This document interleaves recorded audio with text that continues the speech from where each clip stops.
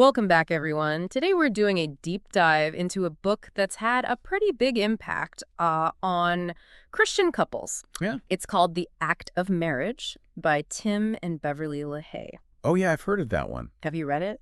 I haven't read the whole thing, but I've heard a lot about it. Yeah, well, it's been around for decades, and it's sold over 2.5 million copies. Wow, that's incredible. It is, and it's often recommended by pastors to couples, sometimes even required reading before premarital counseling. Oh, really? Yeah, and I gotta admit, going to it, I thought I knew what to expect, Christian perspective on marriage, what could be so surprising. Right. But there were some really eye-opening points, especially when they compare the experiences of Christian and non-Christian couples. Oh, interesting. So they actually, compare the two. They do, and it's fascinating because they didn't just rely on their own observations or anecdotal evidence. They actually conducted a survey of couples to back up their claims. Wow, so they have data to support this. They do. That's really interesting. So let's jump into it. Okay. Right off the bat, the LaHayes drive home this powerful message that God created sex for enjoyment within marriage. Okay. It's not meant to be something we feel ashamed of or guilty about. Yeah, that's a really important message. Yeah. I think a lot of people struggle with that. Yeah, and they actually quote Romans 8.32, where it says that God graciously gives us all things. Right. And, that really sets the tone for the whole book. Yeah, it kind of reframes the whole conversation, doesn't it? Absolutely. And it makes you think about that anecdote they share about the pastor who buys the book in bulk Oh, yeah, I heard about that. to give to couples in his congregation. Yeah. It's more than just a recommendation, It's almost like he sees this book as a tool for strengthening marriages at a fundamental level. Yeah, I mean, if a pastor is buying it in bulk and giving it out, it must have a pretty profound impact. Right. Yeah. Okay, so now here's where things get really interesting. The LaHayes argue that the most important organ in lovemaking is the brain.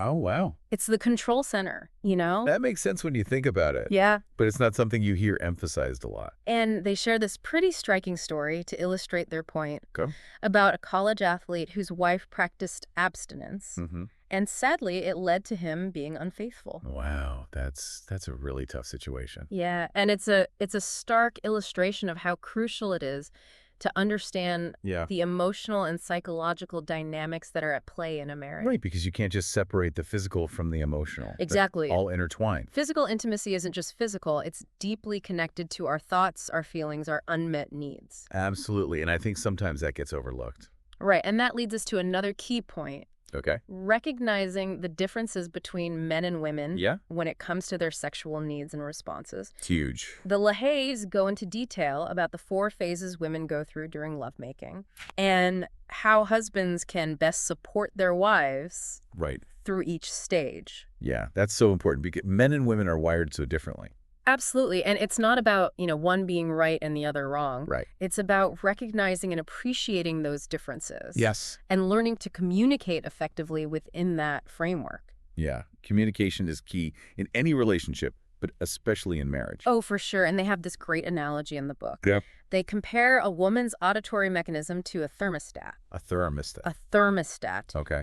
To emphasize how sensitive women are to words and tone. Well, that's a good analogy. It really drives home the importance of communication, not just the words themselves, Right. but the way they're delivered. It's all about how you say it. Exactly. So speaking of communication, Okay. the LaHayes are strong proponents of premarital purity.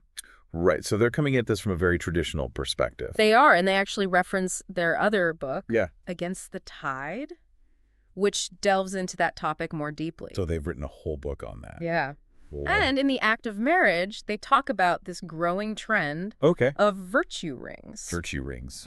Yeah, given by parents to their teenage children as a commitment to waiting until marriage. Oh, wow. So it's like a physical symbol of that commitment. It is. And some teens are even planning to pass those rings down Real. to their own children someday. Wow. That's a really powerful statement. It is. It speaks to a desire to, instill values in the next generation Mm-hmm. and create a legacy of intentionality when it comes to relationships and intimacy. Absolutely. Then the book gets into the nitty-gritty Okay. of both male and female anatomy, Makes sense. presented in a clear way without being overly graphic. Right, because you need to have that foundation of understanding Absolutely. to really talk about intimacy. And I appreciated that it wasn't, too clinical or too sensationalized. Yeah, it could be a delicate balance to strike. Right. And the way they do it, it's a crucial piece of the puzzle. Yeah. Understanding our own bodies and the bodies of our partners. Yeah. It can lead to better communication Mm-hmm. and ultimately greater pleasure for both.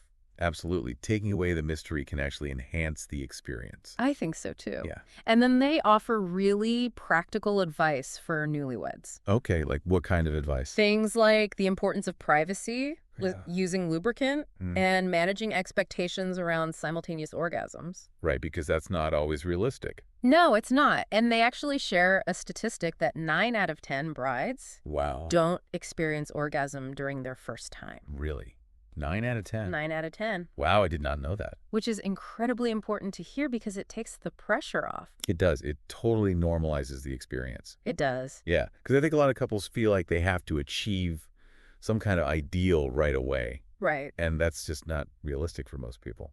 Absolutely. And it normalizes the experience and encourages couples to be patient and focus on learning and growing together. Right. It's a journey, not a destination. Exactly. You got to enjoy the process Yeah. and figure it out together. Absolutely. And that's what the LaHayes are really emphasizing throughout the book. It sounds like it. So we've covered a lot of ground already. Yeah, we have. But there's so much more to unpack. I'm sure there is. So stay tuned for part 2 of our deep dive into the act of marriage. Now, of course, no marriage is perfect. Yeah, definitely not. And the LaHayes acknowledge that, they talk about common challenges that couples face. Yeah. Things like differing libidos. Right? That's a big one. And the fear of pregnancy. Mm-hmm. And they really stress the importance of open communication when it comes to things like contraception. Oh, yeah, that's so important. They go into different methods, Yeah. talk about the effectiveness and the drawbacks of each. Yeah, you have to weigh the pros and cons and decide what works best for you as a couple. Absolutely. And what really stood out to me was how much attention they give to female orgasm. Oh, interesting. They don't shy away from it at all. Yeah, a lot of people do. They really emphasize its importance. Mm. And they even talk about the role of Kegel exercises. Kegel exercise. Yeah. Okay. In enhancing sexual pleasure and overall health. I mean, I've heard of Kegels, but I don't really know what they are. Well, they're basically exercises that you can do to Mhm. strengthen the pelvic floor muscles. Oh.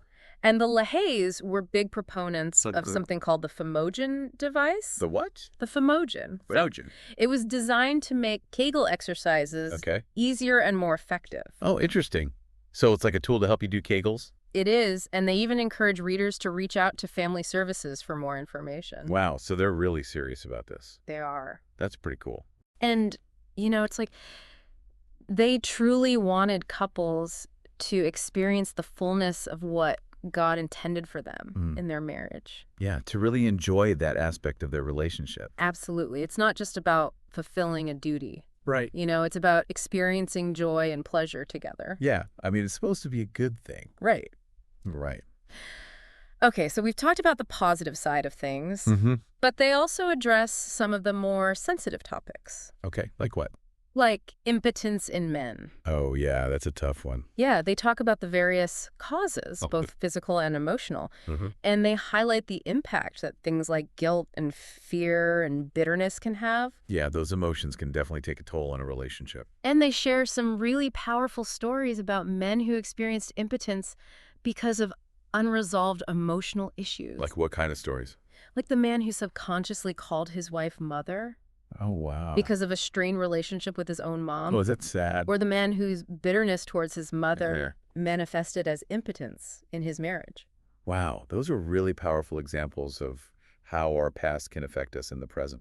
Absolutely. We can't compartmentalize these things, Right. especially in a relationship as intimate as marriage. Yeah, it all comes out one way or another. Exactly. And that brings us back to a central theme that runs throughout the book. Good. The importance of spirituality Mm-hmm. in a fulfilling marriage. Yeah, they're writing from a Christian perspective, so that makes sense. Right. And they explain that a strong spiritual foundation can actually impact every area of life, Mm-hmm. including the bedroom. Right, so it's not just about going to church on Sundays. Exactly. It's about a deeper connection with God. Mm-hmm. And they have these diagrams in the book Okay. contrasting a self-life with a Christ-controlled life. Okay. I'm not familiar with those terms. So self-life basically refers to living according to our own desires Okay. and impulses, Hmm. while a Christ-controlled life means surrendering to God's will. Okay, so it's about letting go of our own ego. Yeah. And letting God lead. Yeah, that's a powerful concept. It is, and it's a powerful way to illustrate how surrendering to a higher power can bring peace and joy, Mm-hmm. even in the midst of challenges. Yeah, because life is full of challenges. It is, and we don't have to face them alone. Right, we can rely on God's strength. Exactly. Okay, so remember that survey we mentioned earlier? The one about the differences between Christian and non-Christian couples. Yeah. Yes, I remember. So the LaHaye's discovered some fascinating differences. Okay, like what? Well, one of the most interesting findings is the higher percentage of Christian wives Okay. who reported regularly experiencing orgasm Oh, wow. compared to their non-Christian counterparts. Really? That's a significant difference. It is, and to me, Wow. it speaks to the LaHaye's point that God designed sex for enjoyment within marriage. Right? It suggests that those who embrace that view might be more likely to experience its fullness. Yeah, that makes sense. And another interesting point is the link they found between premarital sex and lower levels of satisfaction in marriage, Oh, interesting. even among those who became Christians after having been sexually active before marriage. So even if you've repented and changed your life, Yeah, there can still be lingering effects. it seems that way. Wow, that's something to think about. It suggests that past choices can have a lasting impact on our perceptions and experiences. Yeah, you can't just erase the past. Right, and even when we've found forgiveness Mhm. and embraced a new way of life. It's not just about changing our behavior outwardly. Right. It's about a deeper transformation of our minds and hearts. Absolutely. Okay, so now the LaHaye's do address Yeah. some very specific questions and concerns Okay. that couples often have, Like what kind of questions? like whether or not to shower after sex. Oh, okay. Some people feel it's a hygiene thing, Yeah. while others find it disruptive to the intimacy of the moment. Right. The LaHaye's acknowledge that there's no right or wrong answer. Huh. It's about what works best for each couple. Yeah, you got to figure out what works for you. They also talk about the importance of clitoral stimulation in female orgasm. Okay. They don't shy away from the physical aspects at all, Mm-hmm. but it's always presented within the context of love and respect. Right, it's not just about the mechanics. It's Exactly. about the emotional connection. And they even discuss specific techniques, Oh, really? like squeezing the legs together prior to intercourse, Okay. which can enhance clitoral stimulation. Oh, interesting. It's clear they want couples to have all the information they need Mm-hmm. to experience a fulfilling sex life. Yeah, to have all the tools in their toolbox. Right, and they offer reassurance and advice for women going through menopause, Oh, yeah, that's a big one. acknowledging that it can be a challenging time, Right. but emphasizing that it doesn't have to signal the end Mhm. of a fulfilling sex life. Yeah, you can still enjoy intimacy. It's about adapting and communicating. And, they don't shy away from the difficult topics either, Okay. like the risks of oral sex, Oh, right. given the prevalence of herpes. Yeah, that's an important conversation to have. It is. Particularly. They're very upfront about the fact that our choices have consequences. Yeah, we have to be responsible. And we need to be mindful Mhm. of both pleasure and safety in our relationships. Absolutely. What about that age-old question of heavy petting before marriage? Oh, yeah, that's a classic. So the LaHaye's emphasize that while it might seem harmless, Mm. it can often lead to guilt. Right. And it might even hinder the development of a healthy sexual adjustment in marriage. Oh, interesting. So they encourage couples to establish boundaries Mm-hmm. and reserve sexual intimacy for the marriage bed, Okay. where it can be fully enjoyed Robert. without regret or shame. Yeah, that makes sense. They also address the realities of busy schedules Oh, yeah, that's a big one these days. and how they can impact intimacy. Right. It's hard to find time for each other. And they tell this funny story Okay. about a couple struggling to find time for each other because of all their church commitments. Oh, wow. It's a lighthearted reminder that even well-intentioned activities can become obstacles to our most important relationships. Yeah, that's so true. They encourage couples to be intentional about making time for each other, Mm-hmm. even if it means saying no to other commitments. Sometimes you have to prioritize your marriage. Absolutely. And another thing they emphasize Okay. is the importance of a healthy father-daughter relationship Oh, that's interesting. in shaping a woman's future views on sex and intimacy. So how a father treats his daughter can affect her relationships later in life. Exactly.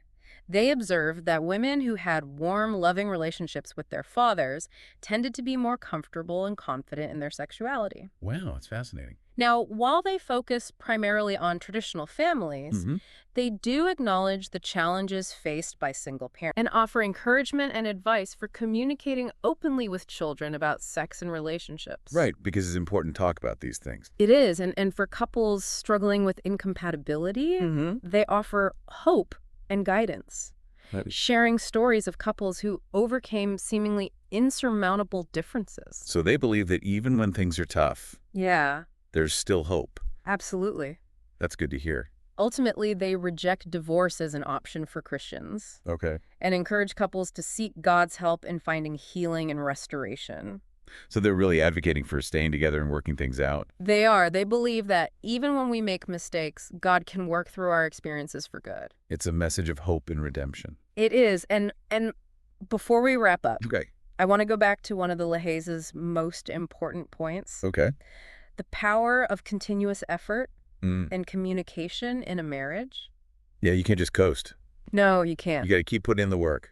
And they tell this touching story about a young widow who lost her libido Oh, after her husband's passing, Mm. but later regained it after remarrying. Oh, that's beautiful. It's a beautiful illustration of the resilience of the human spirit Yeah. and the capacity for love and desire to be rekindled. It's like a second chance. It is, and it reminds us that intimacy is a journey, Mm. not a destination. Right. And that even in the face of loss and grief, Yeah. there's always hope for healing and renewed passion. It's a powerful message. It is. Yeah. You know, it's so easy to read a book like this and then just put it back on the shelf. Oh, yeah, definitely. But the LaHaye's are really challenging us to let these insights sink in Mm-hmm. and actually transform our marriages. Yeah, to put it into practice. Exactly. It's one thing to read about it, but it's another thing to actually do it. Right. And they emphasize that intimacy should be a priority, Mm-hmm. not just something that happens every once in a while. You got to make time for it. And it's not just about the act itself, you No. know. It's an ongoing conversation, a Mhm. dance between two people Yeah. that requires understanding, patience, and a willingness to grow together. Absolutely. One of the biggest takeaways for me is that God designed sex to be a source of joy and pleasure within the commitment of marriage. It's a gift. It is. It's not something to be ashamed of. Not at all. It's a way to express love and deepen that connection. Absolutely. And when we approach intimacy with that mindset, Yeah. it can truly change our marriages Mhm. and draw us closer to both our partners and to God. Absolutely. So as we wrap up this deep dive into the act of marriage, Yeah. we want to leave you with a question to ponder. Okay. What are some steps you can take today to improve intimacy and communication in your own relationship? That's a good question. It could be something small, Yeah. like just starting a conversation with your partner about your needs and desires. Right. Or setting aside some dedicated time for intimacy, Mm-hmm. free from distractions. Yeah, turn off the phones. Put the kids to bed. Exactly. Create a space where you can just focus on each other. Or maybe it's just choosing to be more present Mm-hmm. and attentive to your partner's needs. Yeah, just little things can make a big difference. Absolutely. So whatever it is, we encourage you to take action. Yeah. You deserve to experience the joy of a truly fulfilling and vibrant marriage. And remember, this deep dive was just a taste Yeah, just a glimpse. of what the act of marriage has to offer. Mm-hmm. We highly recommend picking up a copy and Yeah. exploring it for yourself. There's so much wisdom in there. Until next time, may your relationships be filled with love, joy, and a deeper connection than ever before.